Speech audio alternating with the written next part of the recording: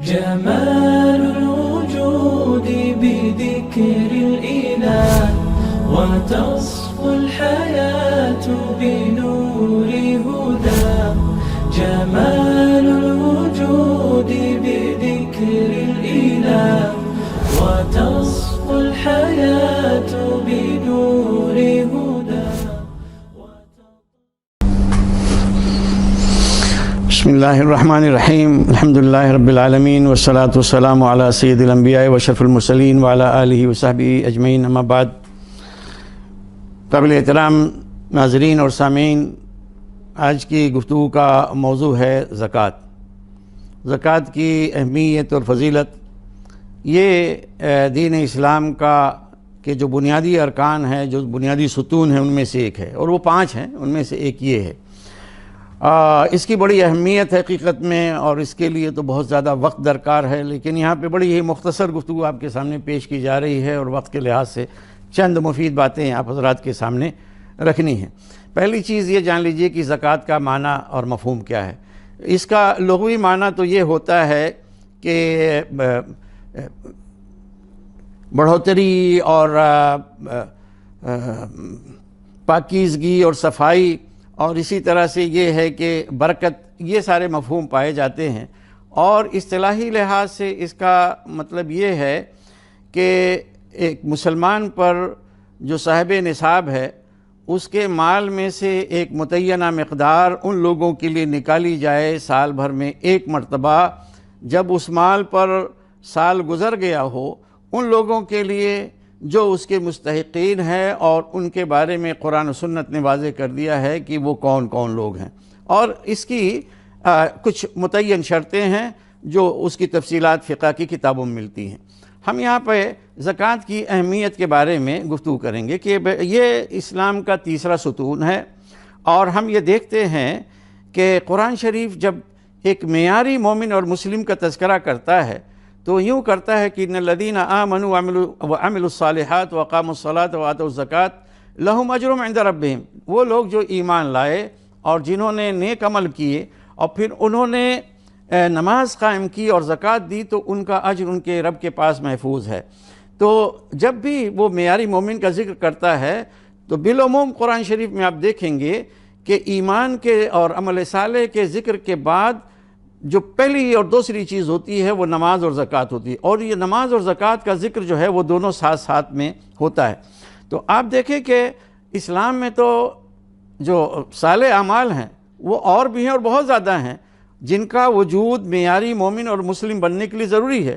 پھر قرآن مجید نے ایسا انداز بیان کیوں اختیار فرمایا ہے کہ وہ صلاۃ اور زکوٰۃ یا اقامت صلاۃ اور ایتاء زکوٰۃ اس کا ذکر کر کے خاموش ہو جاتا ہے؟ تو اس کی وجہ کیا ہے؟ تو معیاری مومن بننے کے لیے اگر آپ غور کریں تو دین کی جو اصطلاح ہے، دین کا جو مفہوم ہے ایک طرف، اور دوسری طرف نماز اور زکوٰۃ، ان پہ آپ غور کریں تو اس کے سوا کوئی اور چیز سمجھ میں نہیں آتی کہ اللہ تعالیٰ کی نگاہ میں نماز اور زکوٰۃ یہی 2 چیزیں اصل میں دین کی اصل عملی بنیادیں ہیں. جس نے ان دونوں فرائض کو اچھی طرح ادا کر لیا، اس نے گویا پورے دین پر عمل کرنے کی ایک پکی ضمانت اور عملی شہادت فراہم کر دی. اور اب اس سے ایسے شخص سے اس بات کا کوئی اندیشہ باقی نہیں رہ جاتا کہ دوسرے جو شریعت کے احکام ہیں وہ ان سے بے پرواہی برتے گا اور وہ غفلت برتے گا. ایسا نہیں. ایسا کیوں ہے؟ ایسا اس لیے ہے کہ ایک طرف دین ہے وہ، اور دوسری طرف نماز اور زکوٰۃ. ان تینوں چیزوں کی جو حقیقتیں ہیں اور ان کی جو غایتیں، ان کے مقاصد ہیں، ان پر نظر ڈالیں تو آپ کو معلوم ہو جائے گا. اللہ سبحانہ و تعالیٰ نے دین کی جو حقیقت ہے وہ یہ کہ اللہ تعالیٰ نے حقوق کو 2 حصوں میں تقسیم کیا ہے. ایک اللہ کے حقوق، دوسرے اللہ کے بندوں کے حقوق. تو دوسری چیز یہ ہے کہ یہ جو حقوق ہیں ان کی ادائیگی کیسے ہوتی ہے. ایک ہے کہ ادائیگی کے لیے نماز ہے، اور پھر نماز سے وابستہ تمام عبادتیں ہیں، تمام دوسرے اعمال صالح ہیں. بندوں کے جو حقوق ہیں ان کی ادائیگی وہ زکوٰۃ سے ہوتی ہے.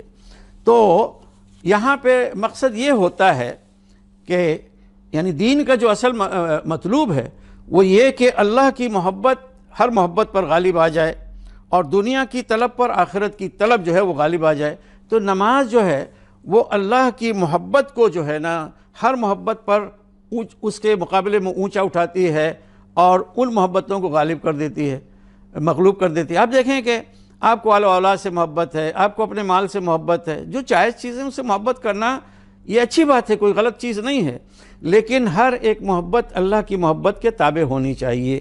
یعنی مطلب یہ ہے کہ مثال کے طور پر کبھی آپ کو اپنے بچوں کے اولاد کی کوئی خواہش، کوئی چیز جو ہے نا اس کی محبت میں آپ دیکھیں کہ وہ اللہ کی نافرمانی ہو سکتی ہے.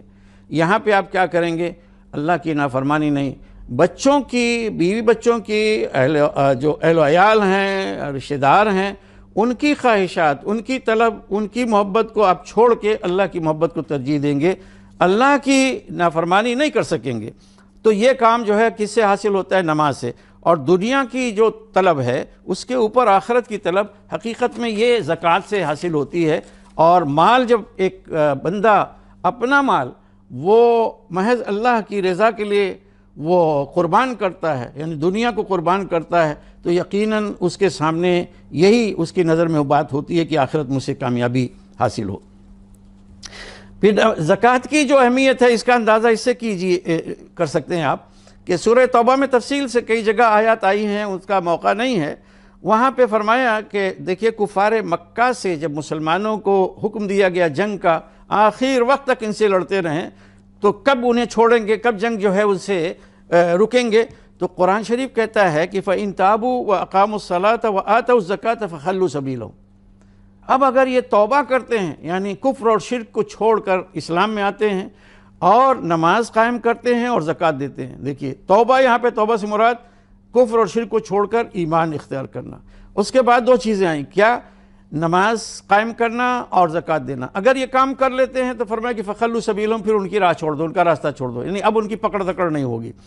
اور اسی سورہ میں آگے فرمایا کہ فَإِن تَابُوا وَأَقَامُوا الصَّلَاةَ وَآتَوُا الزَّكَاةَ فَإِخْوَانُكُمْ فِي الدِّينِ. اب دیکھیں دینی اخوت جو ہے نا وہ کیسے قائم ہوتی ہے. تو یہ ہے کہ اب وہ توبہ کر لیں اور توبہ کرنے کے بعد نماز قائم کریں اور زکوٰۃ دیں.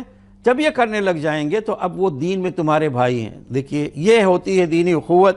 آپ سے کوئی حسب نسب کا رشتہ ہو نہ ہو، جو شخص کلمہ گو ہو گیا اور اس کے بعد نماز اس نے پڑھنی شروع کی اور زکوٰۃ دی، یہ لازماً پڑھنا ہے، اس کے بغیر نہیں کوئی تعلق ہوتا ہے، تب وہ تمہارے دینی بھائی. اس کے بغیر جنگ بند نہیں ہو سکتی تھی. اور پھر یعنی گویا یہ معلوم ہوا کہ کفر کے بعد توبہ، ایمان، نماز اور زکوٰۃ کے بغیر مسلمان ہونا قابل تسلیم نہیں ہے.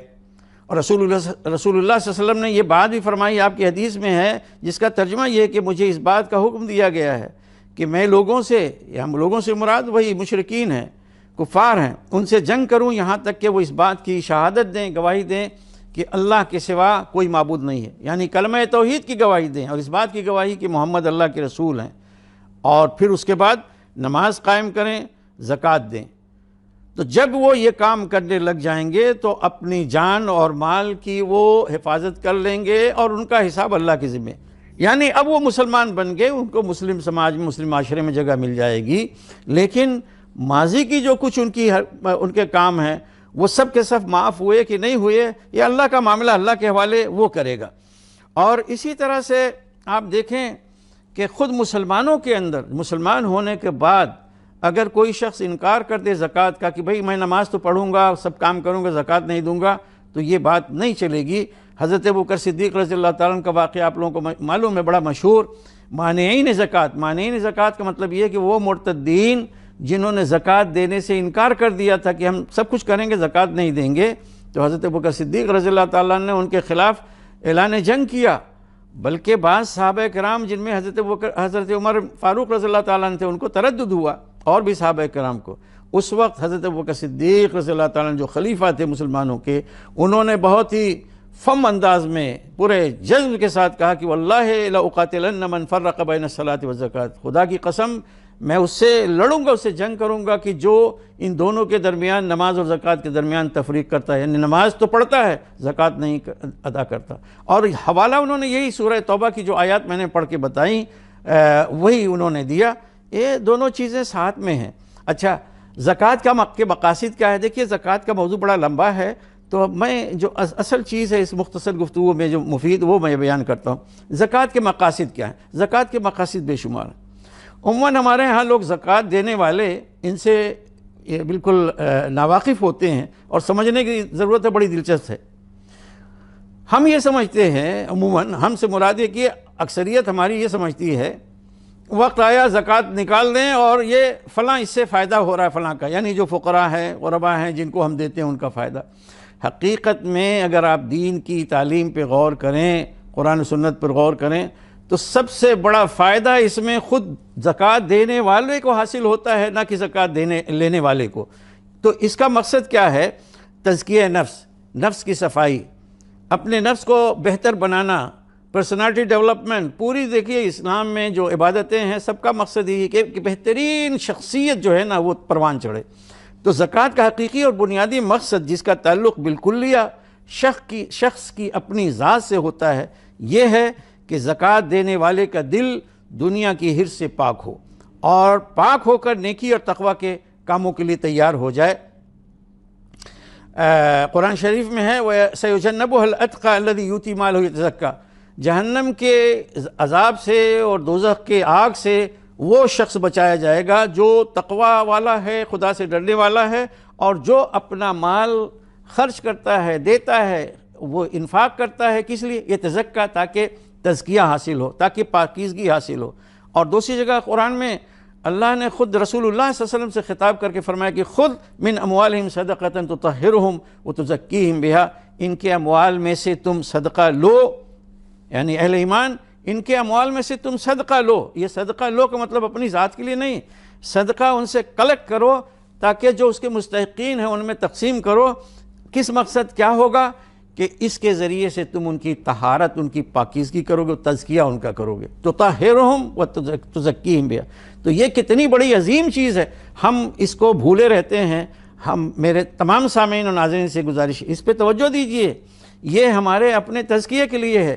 اس لیے جب آپ کو اللہ تعالیٰ توفیق دیتا ہے، اس لائق بناتا ہے کہ آپ کے پاس مال ہے اور سال گزرتا ہے اس پہ آپ زکوٰۃ دیں، تو حقیقت میں یہ آپ کو موقع ملتا ہے اپنے آپ کو بہتر بنانے کا، تو اس پہ آپ کو خوش ہونا چاہیے، اور جب یہ احساس ہو جائے گا تو واقعتاً آپ کو خوشی محسوس ہوگی۔ تو دل کی پاکی، نفس کا تزکیہ یہی مطلوب ہے، اور یہ بغیر انفاق کے نہیں ہو سکتا ہے۔ رسول اللہ صلی اللہ علیہ وسلم فرمایا کہ حب الدنیا راس کل خطیئہ، یہ دنیا کی جو محبت ہے یہ ہر غلطی کی، ہر گناہ کی جڑ ہے۔ تو دنیا کی محبت کس سے ختم ہوتی ہے؟ مال خرچ کرنے سے۔ اسی طرح سے رسول اللہ صلی اللہ علیہ وسلم نے ایک جگہ اور فرمایا کہ فتنۃ امت المال، میری امت کا جو فتنہ ہے وہ مال ہے، یعنی جو چیز میری امت کے لیے خطرہ ثابت ہو سکتی ہے، جس کی وجہ سے وہ کمزور ثابت ہو سکتے ہیں، وہ مال ہے۔ تو مال کی محبت جو ہے نا انسان کو بودا اور پست بنا دیتی ہے۔ ہمیں اور آپ کو چاہیے کہ اسے جو ہے نا ہم اس میں سے انفاق کریں۔ زکوٰۃ تو وہ متعین مقدار ہے جو قانونی طور پہ دینا ضروری ہے، لیکن اس کے علاوہ وہیں پہ بات ختم نہیں ہو جاتی۔ معاشرے کی ضرورت کے مطابق اپنے بچے ہوئے مال میں سے صدقہ اور خیرات کرتے رہیں، انفاق کرتے رہیں۔ تو لیکن اس کے لیے ضروری ہے کہ اچھی نیت سے کیا جائے۔ قرآن شریف میں ہے کہ ما تنفقون الا ابتغاء وجہ اللہ، اللہ کی رضا حاصل کرنے کے لیے آپ خرچ کریں گے۔ دوسری چیز یہ ہے، میں ترجمہ صرف آیات کا کرتا چلوں تاکہ وقت بچ جائے، کہ اللہ تعالیٰ اہل ایمان کو خطاب کر کے فرماتے ہیں کہ اے لوگوں جو ایمان لائے، تم اپنے پاکیزہ مال میں سے خرچ کرو۔ پاکیزہ مال اس کو سمجھ سکتے ہیں، دیکھیے جو کیش ہے وہ تو کیش ہے، چاہے آپ کا نیا نوٹ ہو پرانا نوٹ، اس کی ویلیو ایک ہوتی ہے۔ لیکن مثلاً آپ کے پاس کوئی جنس ہے، گیہوں ہے، کھجور ہے، کچھ ہے، تو آپ دیکھیں یہ نہیں ہونا چاہیے۔ اور میں جانتا ہوں ایسا کچھ لوگ کرتے ہیں جو جن کے ہاں یہ چیز ہے، بہترین چیز تو نکال کے ادھر رکھ لیتے ہیں، اور جو گری پڑی سڑی ہوتی ہے اس کو ادھر کرتے ہیں، وہ دیتے ہیں۔ نہیں، فرمایا کہ جو پاکیزہ مال تم نے کمایا ہے اس میں سے خرچ کرو۔ اور تیسری چیز یہ فرمائی نفی کے انداز میں کہ وہ جو مال جو خبیث ہے اس کا تو بالکل اس کے طرف ارادہ بھی نہ کرو، کہ اگر تمہیں وہ جو ہے تم خرچ کرو اور پھر تمہیں لینا پڑ جائے تو تم نہ لے سکو۔ اور چوتھی چیز یہ کہ اپنے جو صدقات اور زکوٰۃ ہیں ان کو دے کر احسان نہ جتاؤ اور نہ ہی دل آزاری کرو جیسے کہ وہ شخص اپنے صدقات کو بالکل ختم کر دیتا ہے کہ جو لوگوں کو دکھاوے کے لیے اپنا مال خرچ کرتا ہے۔ اور رسول اللہ صلی اللہ علیہ وسلم نے فرمایا کہ جو کوئی بھی صدقہ اس ارادے سے کرتا ہے کہ نیت سے کہ لوگوں کو دکھائے ریاکاری کے طور پر، تو حقیقت میں وہ شرک کرتا ہے۔ اور وقت ختم ہو گیا، تو دوسری چیز یہ ہے کہ جو اہم چیز غریبوں کی کفالت اس میں ہے۔